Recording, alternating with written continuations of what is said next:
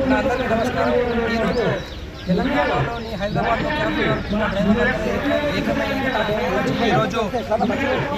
ఈరోజు ఏకతాటికి వచ్చి హైదరాబాద్ ధర్నా చౌక్ మా యొక్క డిమాండ్ల కోసం ధర్నా నిర్వహించడానికి మా యొక్క ధర్నా యొక్క ముఖ్య ఉద్దేశం ఏంటంటే డ్రైవర్ల మీద జరుగుతున్న శ్రమదోపిడిని వెంటనే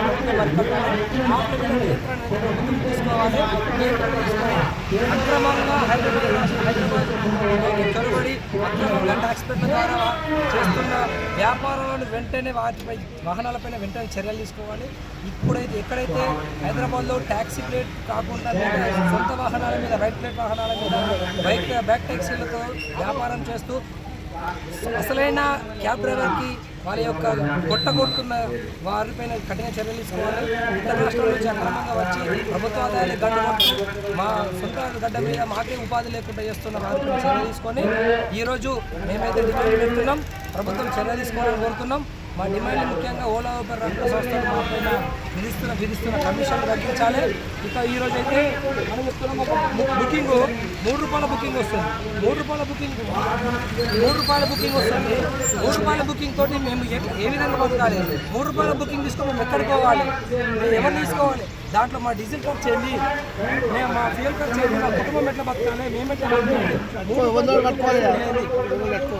ఎట్లా ₹3 ఈరోజు హైదరాబాద్లో టాయిలెట్ పోతుంది కూడా ₹10 తీసుకుంటాం. మేము ₹3 పెట్టుకొని మేము లక్షల కారు కొనుక్కొని ₹3 బుకింగ్ తీసుకుంటాం. దీంట్లో మళ్ళీ ట్యాక్సీ ₹3 కూడా ఇంక్లూడింగ్ 5% ట్యాక్స్ అంట.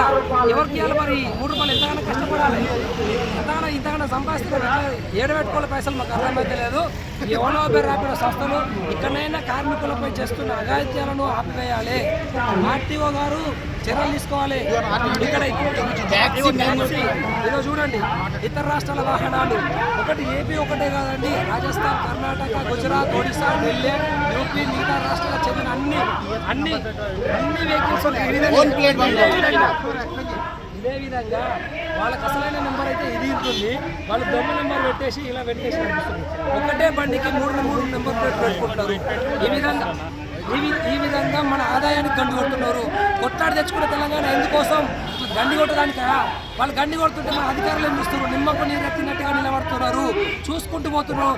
ఇదే మన హైదరాబాద్ తెలంగాణ చెందిన డ్రైవర్లు తిరుపతి పోయి దర్శనం చేసుకొని కిందికి వస్తుంటే నువ్వు ఎందుకు వచ్చినావు, నువ్వు ఎట్లా వచ్చినావు అని చెప్పేసి అక్కడికి బండి ఆపేసి 40,000 ఫైన్ రాసి ఆ రోజు వాళ్ళ దగ్గర డబ్బులు లేకుంటే వాళ్ళ భార్య బంగారం ముత్తూట్ ఫైనాన్స్ తాకట్టు పెట్టి ఆ బండి ఫైన్ కట్టుకొని తీసుకొచ్చుకోవడం జరిగింది.